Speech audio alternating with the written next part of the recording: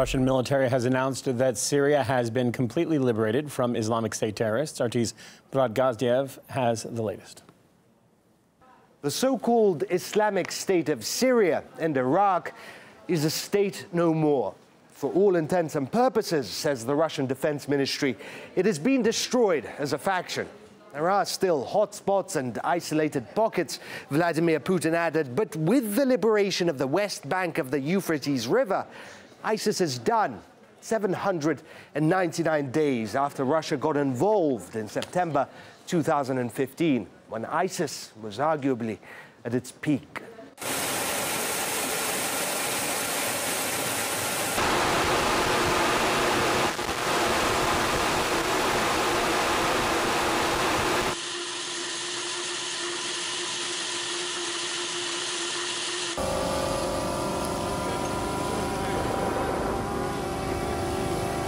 When the Russian operation began, ISIS held more territory in Syria than any other faction. 2 years and a few months on, the caliphate has been reduced to clumps of villages and uninhabited desert. It wasn't the Russian Air Force alone that did this. The US-led coalition also played a huge part. We've been covering the Syrian civil war in depth before ISIS even had its name, before jihadists hijacked the rebels' cause. Here are some of the more memorable moments filmed by my colleagues and I.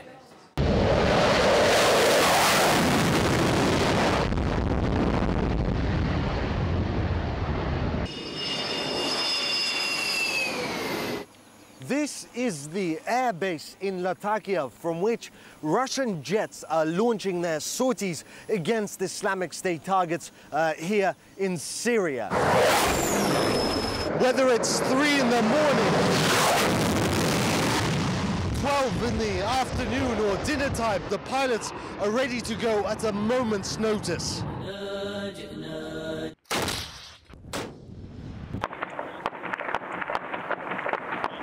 It's quite incredible to be standing here in the pearl of the desert, the ancient city of Palmyra, that for months people around the world feared would be reduced to dust. In this amphitheater laid down by the Romans almost 2,000 years ago, that ISIS staged one of its sickest massacres. The Russian military considers it the crowning jewel of their operation here in Syria.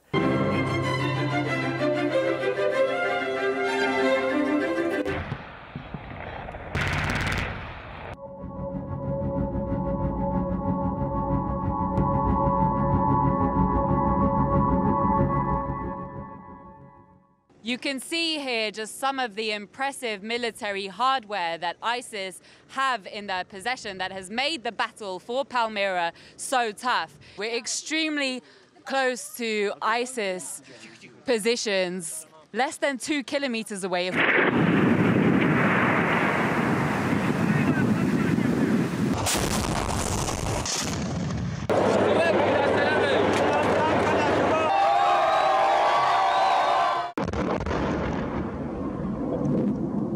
We're at a Syrian artillery position overlooking the industrial quarter of Deir ez-Zor. The battle is said to be fierce. ISIS fired back. As we filmed, shells began falling all around. We ran, but the Syrian batteries kept firing. Life in Deir ez-Zor is still far from normal, but at least they won't be starving to death anymore.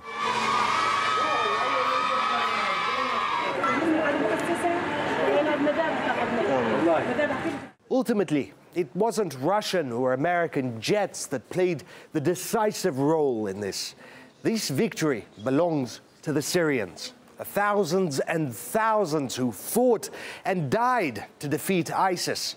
Those who stood up to jihadists, even when it seemed nothing could stop them.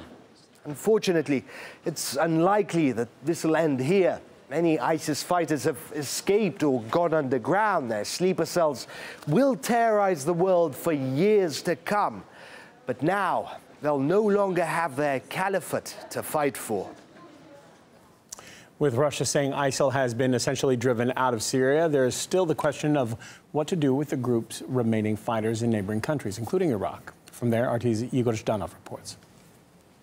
Russia has effectively expressed its outright willingness to join the US-led coalition against ISIL, the very same coalition that has been conducting airstrikes against terrorists both in Syria and Iraq. Now, of course, Russia is yet to hear back from Washington on this, but Donald Trump has already made a statement, and a rather peculiar one, in relation to Russia's announcement today. The US president has praised the fact that, quote, ISIL has been knocked out of Syria and knocked out of Iraq.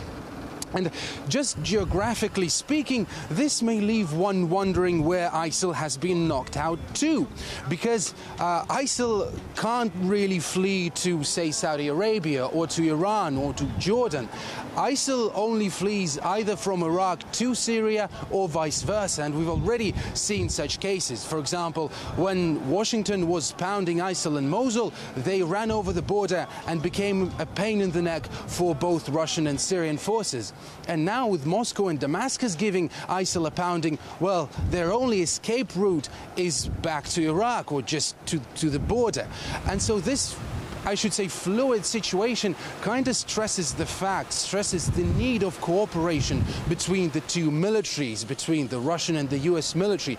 But there is no love lost between them, really. The relationship is already very strained. The Russian announcement about the de facto victory over ISIL in Syria has already seen some disagreement. The Pentagon has said that they choose to respectfully disagree with the Russians, and the Russian military has responded with concern that this is just pretext to leave the US forces on the ground in Syria even after the operation, even after the victory over ISIL. It'll be really interesting to see how all of this unfolds, especially with the US State Secretary Rex Tillerson meeting the Russian top diplomat Sergei Lavrov on Thursday in Vienna. Ivan Eland, Senior Fellow and Director of the Center on Peace and Liberty, gave us his thoughts on what is next for Syria following ISIL's defeat. There's always a question of who is going to, occupy the lands that ISIL had occupied before, after they were defeated. And I think the U.S. always has trouble leaving theaters of war. I mean, we see troops still in Korea, almost 70 years after the war ended there. And we see troops still in Europe after the Cold War is over. So I think I predicted that the U.S. would probably stay around in Syria with the help of the Kurds, of course. And so they don't want to give that territory back to the Assad regime in Syria.